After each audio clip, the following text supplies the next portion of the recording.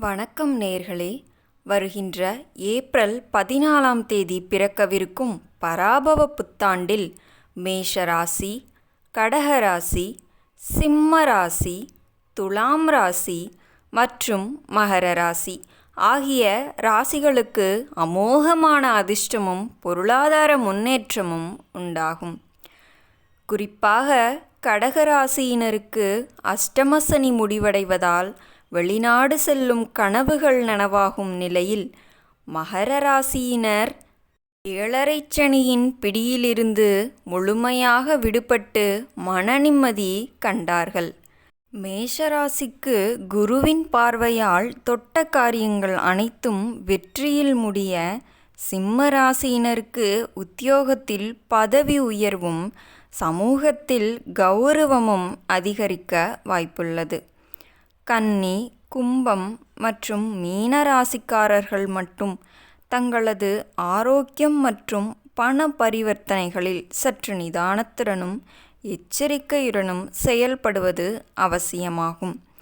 அடுத்ததாக, தொழில் மற்றும் பொருளாதார எழுச்சி எந்தெந்த ராசிகளுக்கு என்பதை பற்றித்தான் பார்க்கப் போகிறோம். அது மேஷம் மற்றும் ரிஷபராசி.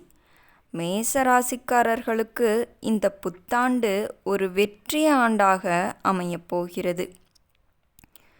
குருவின் பார்வை உங்கள் ராசி மீது விழுவதால் நீண்ட நாட்களாக இழுபறியில் இருந்த காரியங்கள் அனைத்தும் இனி தடையின்றி கைகூடும். பொருளாதார நிலை முன்பை விட மிகவும் சிறப்பாக இருக்கும். அதேபோல் ரிஷபராசிக்காரர்களுக்கு தொழில் ரீதியாக இந்த ஆண்டு மிகச்சிறப்பான பலன்களை கொடுக்கும். குறிப்பாக வியாபாரம் செய்பவர்களுக்கு அமோக லாபம் கிடைப்பதுடன் குடும்பத்தில் நீண்ட நாட்களாக திட்டமிட்ட சுப நிகழ்ச்சிகள் தடையின்றி நடைபெறும். அடுத்ததாக, கனவுகள் நனவாகும் காலம் எந்தெந்த ராசிகளுக்கு? அது கடகம் மற்றும் சிம்மம்.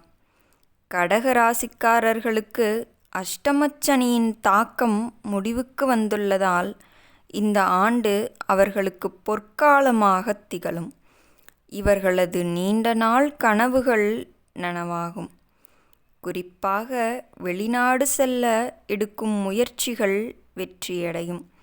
சிம்ம ராசிக்காரர்களை பொறுத்தவரை பணப்புழக்கம் தாராளமாக இருக்கும் மற்றும் சமூகத்தில் அவர்களது கௌரவம் பன்மடங்கு உயரும்.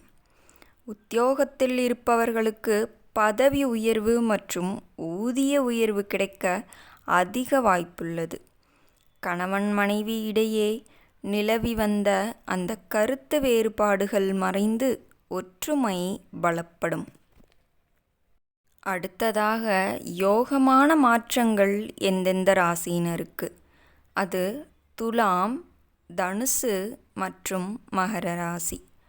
துலாம் ராசிக்காரர்களுக்கு தொட்டது துலங்கும் ஆண்டாக இந்த புத்தாண்டு அமைகிறது. குறிப்பாக நீதிமன்ற வழக்குகளில் வெற்றி கிடைப்பதுடன் திருமணம் ஆகாதவர்களுக்கு திருமண யோகம் கூடி வரும். தனுசு ராசிக்காரர்களுக்கு பொருளாதார ரீதியாக பெரிய முன்னேற்றம் ஏற்படுவதுடன் புதிய வீடு அல்லது நிலம் போன்ற சொத்துக்கள் வாங்கும் யோகம் உண்டாகும். மகர ராசிக்காரர்களே, ஏழரை சனியின் பிடியிலிருந்து முழுமையாக விடுபடுவதால் இனி மன நிம்மதியும் புதிய தொழில் தொடங்குவதற்கான வாய்ப்புகளும் தேடி வரும். அடுத்ததாக, கவனம் தேவைப்படும் ராசிகள். அது மிதுன ராசி மற்றும் கன்னி ராசி. இந்த ஆண்டில் சற்று நிதானத்துடனும் ஆரோக்கியத்தில் கவனத்துடனும் இருக்க வேண்டும். குறிப்பாக கன்னி ராசிக்காரர்கள் தேவையற்ற கடன் வாங்குவதை தவிர்க்க வேண்டும். கும்பம் மற்றும் மீன ராசிக்காரர்களுக்கு பொருளாதார ரீதியாக பாதிப்பு இல்லை என்றாலும் அலைச்சல் மற்றும் சிறிய ஆரோக்கிய உபாதைகள் வந்து நீங்கும் என்பதால் எச்சரிக்கை தேவைப்படுகிறது.